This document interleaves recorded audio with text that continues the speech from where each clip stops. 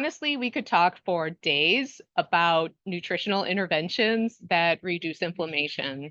And since this talk is going to end at 1 o'clock, today my goal is to just give you an overview of a few key things in the diet that you can do that will help improve the level of inflammation in your body. I've been practicing as a naturopathic doctor. I'm a licensed naturopathic doctor now, and I've been doing this for 18 years. So these are things that I've used over the years to repeatedly see people get better and reduce the signs of inflammation that they experience.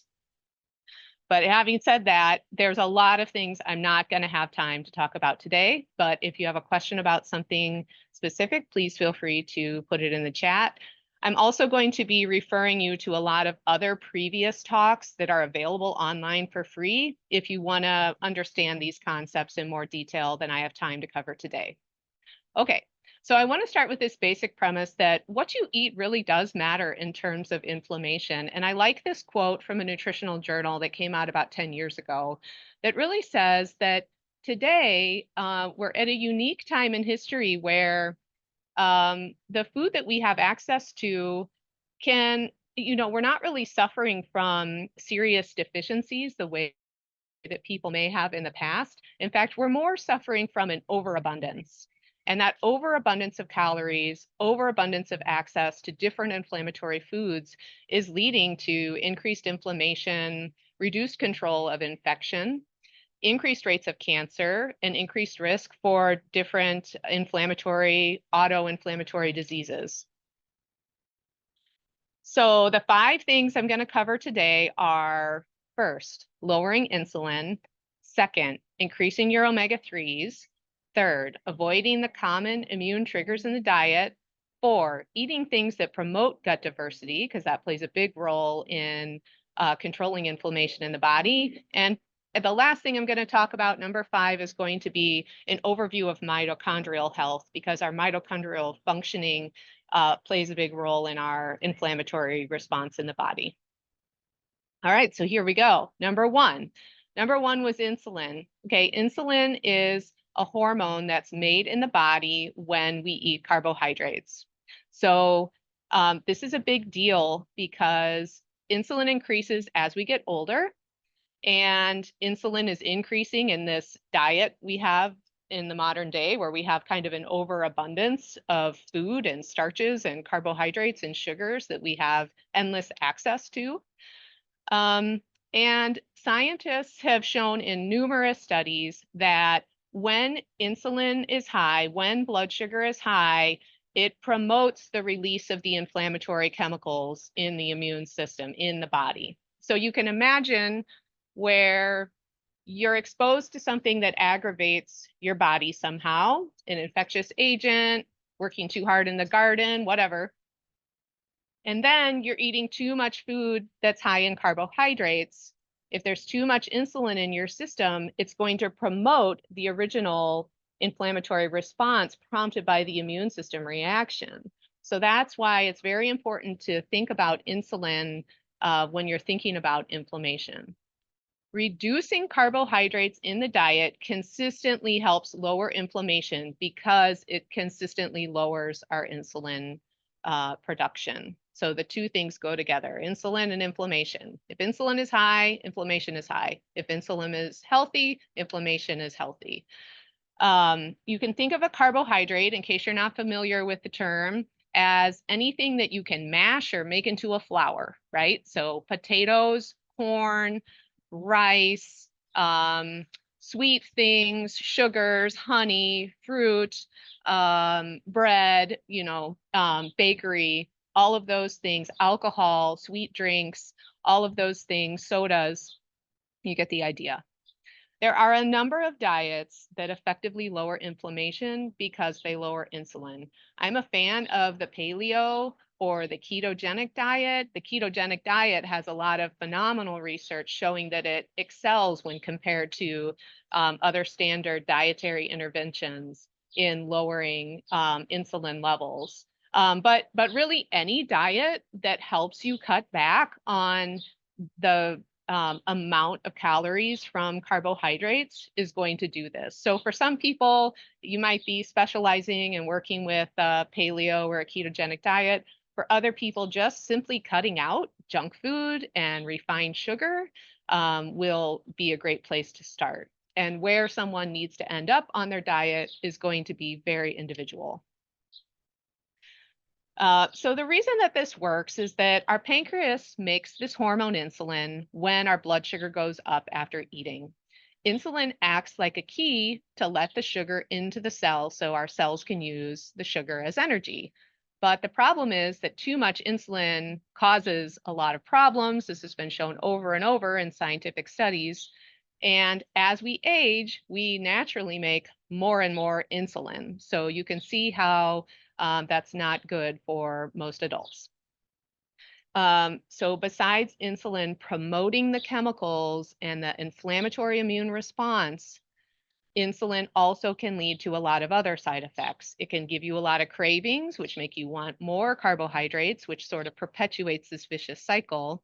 It can also make you have brain fog, make you sleepy, cause insomnia, cause fatigue. So lots of problems stemming from too many carbohydrates in the diet. So I think by now you probably get the gist that insulin is correlated with a lot of negative outcomes associated with inflammation and that it increases with age. So the best way to deal with this with your diet is to reduce the amount of carbohydrates that you're eating. The other way to work on it is to raise your metabolic rate. And the way to do that is to build muscle. So strength training is a great example of something you can do, most people can do that helps build muscle. Because you're building more muscle, you're going to have a higher metabolic rate and you're going to make less insulin. So just tossing out some other ideas besides diet. And I hope you'll join me next month when I talk about ways to build muscle using diet. You can test for your insulin levels to see if this is an area where you might get a lot of leverage in reducing inflammation. You can test insulin. You can test what's called blood glucose or blood sugar. You can also test hemoglobin A1C, which is a 3-month average of blood sugar control. So these are all very basic tests that a doctor can order for you, or you can work with me and I can help you order it for yourself. These tests probably cost $10 or $15 a piece. So this blood sugar control is also something you can test and monitor yourself. It blood glucose is basically the concentration of sugar that's in your blood at any time. So you can buy a glucometer for yourself, and you can also do something called continuous glucose monitoring, which is becoming popular in recent years. And I would say the feedback on that is really good. The clients that I've worked with who have done continuous glucose monitoring can really see how the choices that they're making on a daily, on the hour, on the minute basis, how that's affecting their glucose level. And then in turn, they can see how they feel the signs of inflammation personally, whereas they might not have made the connection between what they were eating and how they were feeling. Other signs of lost blood sugar control or increased insulin resistance include more cravings, feeling hangry, feeling sleepy after a meal, feeling unsatiated, brain fog, problem sleeping, fatigue, chronic inflammation or disease, hormone imbalances or mood imbalances. So in general, you want to cut back on the foods that you can mash up or make a flour out of. And you also want to avoid the foods that cause big blood sugar swings. So that would be stimulants like coffee and chocolate, alcohol, as well as bakery items. Also, I think some people tend to get into a habit of eating like as pictured in this slide where, they might start the day with a stimulant, then have a high carbohydrate sandwich, and then end up having sweet cravings at night. And so these choices are kind of perpetuating the loss of blood sugar control and the production of insulin and thus chronic inflammation. So what should you do instead? Well, you want to have a plan. Everybody's a little different. So this basic plan I have outlined here in general works, but you may need to make a few tweaks for you. But you basically want to make sure you're nourishing your body. You want to make sure there's protein at every meal. This is very, very helpful in helping people to cut back on the amount of carbohydrates they eat. And you want to have a little bit of fat with meals too, which also really helps balance the blood sugar.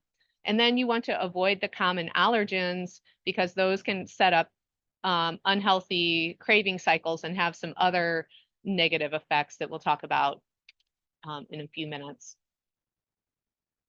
I wrote a book. It's called The Body Tune-Up. It was published last year. So this book is a great resource if you're kind of wondering about what kind of a diet would help reduce inflammation. This diet is that's outlined. It's a 6-week plan, and it very much helps with eliminating a bulk of carbohydrates from the diet and sugar cravings. So besides the emphasis on protein and fat and regular meals throughout the day, you want to have a plan. You want to know what you're going to eat ahead of time so you're less likely to make impulsive decisions that are going to result in inflammation for you. But you also want to eat a lot of vegetables. The vegetables provide fiber for your body, which has a number of benefits and feeds the gut microbes, so the beneficial gut bacteria. I have another video on my website. This is just a snapshot of my website, humannaturellc.com, where there's a whole video about ways to reduce sugar cravings and cut carbohydrates from the diet, things that you can put in place to help make that transition easier. It's called Kiss Those Sugar Blues Goodbye. And so you can watch that at your leisure for free on my website.